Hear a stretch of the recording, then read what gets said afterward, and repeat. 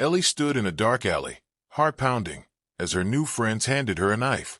"Prove you're one of us," they hissed. At 13, Ellie faced a choice that could ruin her: stab a stranger or lose the only family she'd found on the streets. How did a girl who once sang lullabies with her grandmother end up here? Ellie, 11, sat on the creaky floor of her grandmother's tiny cottage, holding Granny's frail hand. The village air smelled of damp earth, and Granny's coughs filled the silence. They were poor, scraping by on Granny's pension, but Granny's bedtime stories made Ellie feel safe. Ellie's mother had died a year ago, leaving a hole in her heart. Granny was all she had left. One chilly morning, a letter slid under the door. Ellie's estranged father, Tom, a man she didn't remember, wanted her to live with him in the city. Granny's eyes dimmed as she read it. "He's your dad, Ellie. He'll take care of you," she said, her voice shaky. Ellie clutched Granny's scarf, her stomach twisting. She'd never left the village. What if Tom didn't want her? That night, Ellie packed her only dress and a photo of her mom. Granny hugged her tight, whispering, "You're stronger than you know."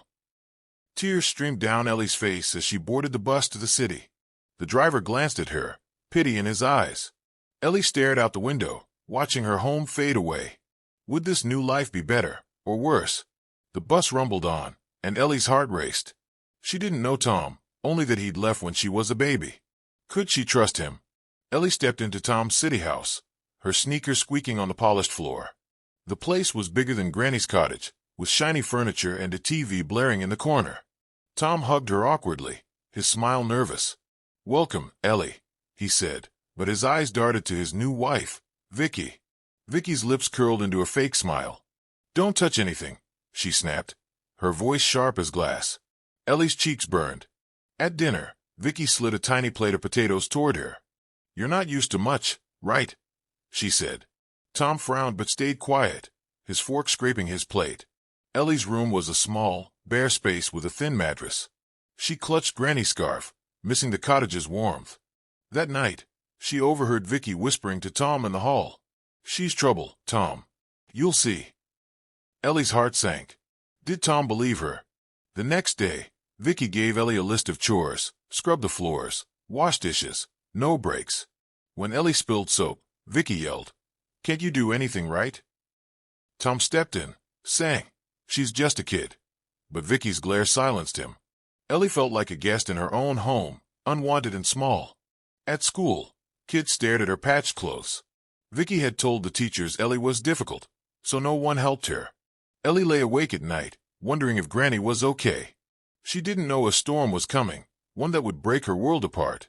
A week later, Ellie was wiping down the kitchen counter when Tom's phone rang. His face paled as he listened, then hung up. "Ellie," he said, his voice cracking, "Granny's gone. She passed last night." Ellie froze, the rag slipping from her hand. Her knees buckled, and she sank to the floor, sobs tearing through her. Tom knelt beside her, his hand on her shoulder. "I'm sorry," he whispered. But Vicky stormed in, arms crossed. "Stop crying. Life moves on," she said, tossing Ellie a broom. "Finish your chores." Ellie's tears fell as she swept, Granny's scarf tucked in her pocket. That night, Ellie locked her door and pulled out Granny's photo. "Why'd you leave me?" she whispered. Granny had been her rock, her only family. Now she was truly alone. Vicky's rules tightened: no friends, no calls, just work. Tom tried to soften things, sneaking Ellie an extra blanket, but Vicky always found out. "You're spoiling her," she'd hiss, and Tom would back down. At school, Ellie's grades slipped. Teachers ignored her, believing Vicky's lies. Ellie felt like a ghost, unseen and unheard. One day, she found a note from Tom. "I'm trying, Ellie. Give it time." But time only made things worse. Vicky's voice echoed in her head, calling her worthless. Ellie stared out her window at the city lights. There had to be a way out, a place where she belonged. Little did she know, the streets were waiting, and they were dangerous. Now 12, Ellie hated her life. School was a nightmare. Kids mocked her clothes, and teachers labeled her a troublemaker, thanks to Vicky. Home was worse, with Vicky's endless chores and sharp tongue. Tom's small acts of kindness, like sneaking her a cookie, weren't enough.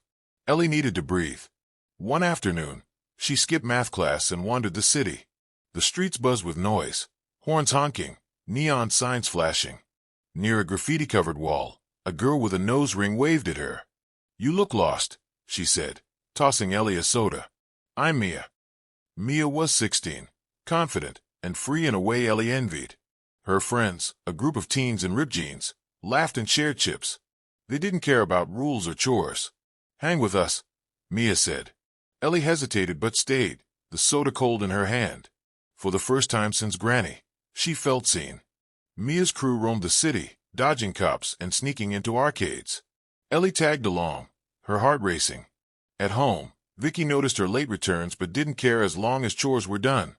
Tom asked questions, but Ellie lied about library time. That night, under a flickering streetlight, Mia grinned at Ellie. "You're cool, kid. Stick with us." Ellie smiled, but a chill ran through her. Mia's world was thrilling, but something felt off. What was the cost of this freedom? Ellie, now a regular with Mia's crew, felt alive. They taught her to shoplift candy from corner stores. "It's no big deal," Mia said, slipping a chocolate bar into her pocket. Ellie's hand shook her first time, but the rush drowned out Vicky's voice in her head. She was good at it, quick, quiet, unnoticed. At home, Vicky's rules tightened. "You're lazy," she'd snap, piling on more chores. Tom noticed Ellie's late nights and asked, "Where are you going, kid?" Ellie mumbled about study groups, and he nodded, too tired to push. Vicky, though, watched her like a predator, whispering to Tom, "She's stealing from us. Mark my words." Ellie didn't care. Mia's crew was her escape. They hung out in abandoned lots, sharing stories and cigarettes. Ellie didn't smoke, but she loved the laughter. One night, Mia pulled her aside. "You're one of us now," she said, handing Ellie a stolen bracelet. Ellie slipped it on, ignoring the guilt gnawing at her. But Vicky's lies were working. Tom started checking Ellie's bag, his face heavy with doubt. "Just be honest," he said. Ellie wanted to scream the truth. Vicky was the liar, but fear stopped her. What if Tom picked Vicky over her? Back with Mia, Ellie felt untouchable. The crew planned bigger thefts, targeting shops with lax security. Ellie's heart raced, but she couldn't stop. This was her family now, or was it? At 13, Ellie was deep in Mia's world. One night, the crew led her to a dark alley, their faces hard. Mia held out a knife, its blade glinting. "Prove you're with us," she said. A drunkman staggered nearby, unaware. "Cut him." "Just a nick." Ellie's stomach churned. The knife felt heavy, wrong. She wanted to belong, to keep Mia's respect, but this wasn't stealing candy. This was real. Her hand shook as she stared at the man, his slurred singing echoing. Granny's voice whispered in her mind, "You're strong." "I can't," Ellie choked, dropping the knife. It clattered on the pavement. Mia laughed, cold and sharp. "Weak," she spat. The crew turned away, leaving Ellie alone in the dark. Her chest tightened. Had she just lost everything? She ran, tears blurring the streetlights. Back home, Vicky was waiting, her eyes narrowed. "Where were you?" she demanded. Ellie mumbled an excuse, but Vicky grabbed her arm. "You're nothing but trouble." Tom wasn't there to stop her. Ellie locked herself in her room, her bracelet digging into her wrist. Mia's betrayal stung, but the knife haunted her. She'd said no, but at what cost? The streets weren't safe anymore, and home was a battlefield. Where could she go now? Mia's crew cut Ellie off, their texts mocking her as soft. Ellie wandered the city alone, avoiding the alleys where they hung out. Home was no better. Vicky's punishments escalated, locked doors, no meals. "You're useless," Vicky hissed, tossing Ellie a rag to clean. Tom tried to help, sneaking her food, but Vicky twisted everything. "She's manipulating you," she told him, and Tom's doubt grew. Ellie's heart ached. She wanted her dad to fight for her, but Vicky's grip was too strong. One night, Ellie sat on her bed, Granny's scarf in her hands. She missed Granny's hugs, her stories. The city felt like a maze with no exit. She thought of running away for good, but where? The streets had betrayed her, and home was a prison. In a moment of desperation, Ellie snuck out, her sneakers quiet on the stairs. The city hummed with danger, but she needed air. She ended up at a park, shivering on a bench. A woman approached, her voice gentle. "You okay, kid?" Ellie looked up, wary. Could this stranger be trusted, or was this another trap? The woman, Sarah, wore a badge from Safe Haven, an NGO for teen girls. "We help kids like you," she said, handing Ellie a hot chocolate. Ellie hesitated but followed her to a bright shelter filled with girls laughing and studying. It felt like a different world. Sarah gave Ellie a bed and a meal, no questions asked. The other girls shared their stories, runaways, foster kids, survivors. Ellie felt a spark of hope. For the first time since Granny, she wasn't invisible. But Vicky's voice lingered. You don't deserve this. Ellie doubted she could fit in. The shelter had rules, classes, curfews, therapy. Could she handle it? Sarah sat with her, patient. You're not alone, she said. Ellie wanted to believe her. Days passed, and Ellie joined a reading group. She smiled, remembering Granny's stories. But at night, she dreamed of Tom, wondering if he missed her. Should she go back? One morning, Sarah pulled her aside. Your dad's looking for you, she said. Ellie's heart raced. Was Tom finally fighting for her, or was Vicky behind this? Safe haven became Ellie's lifeline. She attended classes, learned to write, and even laughed with new friends. Sarah was like a big sister, cheering her on. You've got a spark, Sarah said, handing Ellie a notebook for her stories. But doubts crept in. Ellie missed Tom, despite his silence. She wondered if he'd given up on her. Safe haven was safe, but it wasn't home. Should she stay or try to fix things with her dad? One day, Ellie wrote a letter to Tom, pouring out her heart. She didn't send it, afraid of Vicky's reaction. Instead, she focused on school, earning praise from her teachers. For the first time, she dreamed of a future, maybe college, maybe writing. Then Sarah got a call. Tom had tracked Ellie to Safe Haven. He wanted to see her. Ellie's stomach flipped. Was this a chance to rebuild, or would Vicky ruin it? She clutched her notebook, Granny's scarf tucked inside. The shelter buzzed with activity, but Ellie felt frozen. Tomorrow, she'd face her dad. What would he say? Ellie walked into Tom's house, her heart pounding. Tom looked older, his eyes red. Ellie, he said, hugging her tight. I'm sorry. Vicky stood in the corner, her smile venomous. Ellie tensed, expecting a fight. Tom sat her down. You're staying, he said, his voice firm. Vicky's eyes narrowed, but she said nothing. For a moment, Ellie felt safe, like she had her dad back. They talked about Granny, and Tom's face softened. She'd be proud of you, he said. But Vicky's presence loomed. That night, Ellie overheard her hissing at Tom. She'll ruin us. Ellie's hope flickered. Could Tom stand up to Vicky for good? The next day, Tom took Ellie for ice cream, just the two of them. He promised things would change. Ellie wanted to believe him, but Vicky's glares followed her. Back home, she found her notebook torn apart, Vicky's doing. Ellie's anger flared. She wasn't a scared kid anymore. But what could she do against Vicky's power? Ellie noticed Tom's coughs, how he leaned on furniture to walk. One night, she crept downstairs and heard him talking to Vicky. The doctor says it's bad, Tom said. Maybe a year. Vicky laughed, cold. Good. I'll get the house, the money, everything. Ellie's heart shattered. Her dad was dying, and Vicky was plotting to take it all. She tiptoed back to her room, tears falling. Tom had stood up for her, but he was too weak to fight Vicky now. The next day, Ellie called Sarah, whispering the truth.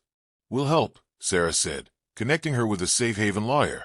They needed proof of Vicky's schemes, bank records, emails, anything. Ellie's hand shook. Could she outsmart Vicky? She started watching Vicky, noting her late-night calls. One day, she saw Vicky hide a folder in her desk. Could that be the evidence? Ellie waited for her chance, her pulse racing. But Vicky was no fool. She locked her room, her eyes always on Ellie. Time was running out. Ellie knew she had to act. She told Sarah about the folder, and the lawyer said it could prove Vicky's theft. Ellie's plan was simple but risky. Sneak into Vicky's room while she was out. Late one night, Vicky left for a meeting. Ellie crept to her room, picking the lock with a hairpin. Her hands trembled as she opened the desk. Inside was a folder with bank statements showing transfers to Vicky's private account. Jackpot. But headlights flashed outside. Vicky was back. Ellie stuffed the papers in her shirt and hid under the bed. Vicky stormed in, muttering about Tom. Ellie held her breath, dust tickling her nose. Vicky's phone rang, and she stepped out. Ellie slipped away, heart pounding. She called Sarah, who told her to keep the papers safe. But the next morning, Vicky cornered her. You were in my room, she snarled, grabbing Ellie's arm. Ellie yanked free, but Vicky's eyes burned with rage. What would she do next? Vicky dragged Ellie to the basement, locking the door. "You're done," she hissed. The cold room smelled of mold, with only a flickering bulb for light. Ellie banged on the door, screaming, but no one came. Vicky told Tom Ellie had run away again. Tom, weak and bedridden, believed her, his heart breaking. Ellie's stomach growled. She hadn't eaten in days. She curled up on the concrete, clutching Granny's scarf. "I'm strong," she whispered, but doubt crept in. Upstairs, Vicky played the grieving wife, fooling neighbors. Ellie searched the basement for a way out. She found a small, rusty window, barely big enough to squeeze through. Her hands shook as she pried at it, the metal cutting her fingers. After hours, the window budged. Ellie pushed, scraping her arms, and tumbled into the yard. She ran, legs burning, to safe haven. Sarah gasped, hugging her. "We're getting help," she said. But Vicky wasn't done. She'd do anything to keep her secrets buried. Ellie's escape left her shaken but determined. At safe haven, Sarah called the police, showing them the bank statements. The lawyer built a case, but Vicky was cunning. She'd covered her tracks well. Ellie stayed at the shelter, safe but restless. She missed Tom, picturing him alone in that house. Sarah urged patience, but Ellie felt time slipping away. One night, she overheard Sarah talking about Vicky's latest move, fake texts from Ellie saying she hated Tom. Ellie's blood boiled. Vicky was turning her dad against her. She begged Sarah to let her see Tom, but the lawyer warned it was risky. Vicky could twist anything. Still, Ellie couldn't wait. She needed her dad to know the truth. With Sarah's help, Ellie planned to sneak into Tom's hospital. The police were closing in on Vicky, but she was still free, plotting her next move. Ellie clutched the bank statements, her only weapon. The police questioned Vicky, but she was smooth, showing fake texts from Ellie begging to stay away. Tom, in his hospital bed, read them with tears in his eyes. Ellie's heart sank. She was losing him. Safe Haven's lawyer found more evidence, a hidden account with Tom's savings, all in Vicky's name. Ellie knew she had to act. She slipped into the hospital at night, dodging nurses. Tom looked frail, tubes in his arms. "Dad, it's me," she whispered, showing him the bank statements. His eyes widened. "Vicky lied," Ellie said. Tom's voice was weak. "I should have fought harder." Suddenly, Vicky burst in, her face twisted. "She's lying," she screamed, lunging for the papers. Ellie ducked, clutching them tight. Nurses rushed in, pulling Vicky back. Tom squeezed Ellie's hand. "I believe you," he said. But Vicky's screams echoed down the hall. She wasn't done fighting. Ellie stayed by Tom's side, the hospital's beeping machines a grim soundtrack. Vicky was banned from visiting, but her lies lingered. Tom looked at Ellie, his eyes heavy. "I failed you," he said. "I let her control me." Ellie shook her head, tears falling. "You're here now." She showed him her notebook, filled with stories inspired by Granny. Tom smiled weakly. "You're like your mom." The lawyer called. Vicky was charged with fraud, but she had vanished. Ellie tensed. Would Vicky come for her? The police promised protection, but Ellie felt exposed. Tom's condition worsened. Doctor said he had days, maybe hours. Ellie held his hand, telling him about Safe Haven, her new friends. He listened, pride in his eyes. As night fell, a shadow moved outside the room. Was it Vicky, or just Ellie's fear? Time was running out for her and Tom. Tom rallied his strength, calling the lawyer from his bed. "Vicky gets nothing," he said, signing papers to protect Ellie. Ellie watched, amazed. Her dad was fighting for her, even now. The police found Vicky hiding in a motel, arresting her for fraud and theft. Ellie felt a weight lift, but Tom's breathing grew shallow. She stayed by his side, reading him her stories. "You're my brave girl," he whispered. Safe Haven sent flowers, and Sarah visited, hugging Ellie. "You did it," she said. But Ellie's heart was heavy. Tom was slipping away, and no victory could stop that. That night, Tom pulled Ellie close. "Lie big," he said, his voice fading. Ellie sobbed, promising she would. As dawn broke, Tom's hand went limp. Ellie sat, numb, holding Granny's scarf. Vicky was gone, but so was her dad. What now? Tom's funeral was small, just Ellie, Sarah, and a few Safe Haven girls. Ellie placed Granny's scarf on his coffin, whispering, "I love you." The wind carried her words away, and she felt him with her. Back at Safe Haven, Ellie struggled. She was free from Vicky, but grief clung to her. Sarah gave her a journal, urging her to write. Ellie poured out her pain. Granny, Tom, the streets. It helped, but not enough. The lawyer called. Tom had left Ellie a small inheritance, enough for school. Ellie stared at the papers, overwhelmed. She wasn't alone anymore, but the future scared her. One day, she found a letter Tom had written before he died. "You're my strength," it read. Ellie cried, vowing to honor him. But could she rebuild after so much loss? Safe Haven offered Ellie a permanent spot in their program. Sarah became her guardian, giving her a real family. Ellie enrolled in school, excelling in writing. Her new friends cheered her on, and she felt Granny's pride from above. But guilt lingered. Ellie thought of Mia, the knife, her mistakes. She wrote about them, turning pain into stories. Her teacher called her a natural, suggesting she publish. Ellie blushed, dreaming of a book with her name on it. One night, Sarah showed her a flyer for a Safe Haven event. "They want you to speak," she said. Ellie froze. Could she face a crowd and share her story? She practiced in her room, Granny's scarf around her neck. The event was days away, and Ellie's nerves grew. Was she ready to own her past? At 18, Ellie stood on a stage at Safe Haven's event, her heart pounding. The crowd watched, silent. She took a breath and spoke. "I was lost," she said, "but I found my way." She told her story: Granny, Vicky, the streets, Tom. Her voice shook but grew strong.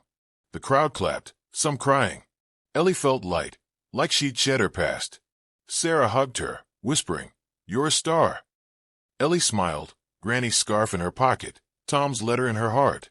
Back at school, she started a writing club, helping other kids share their stories. Her first story was published in a local paper, and readers sent letters, inspired. Ellie wasn't perfect, but she was enough. As she walked home, the city glowed. Ellie looked up, feeling Granny and Tom watching. She'd made it, for them, for her. Thanks for watching. Don't forget to like, subscribe, comment, and share with loved ones.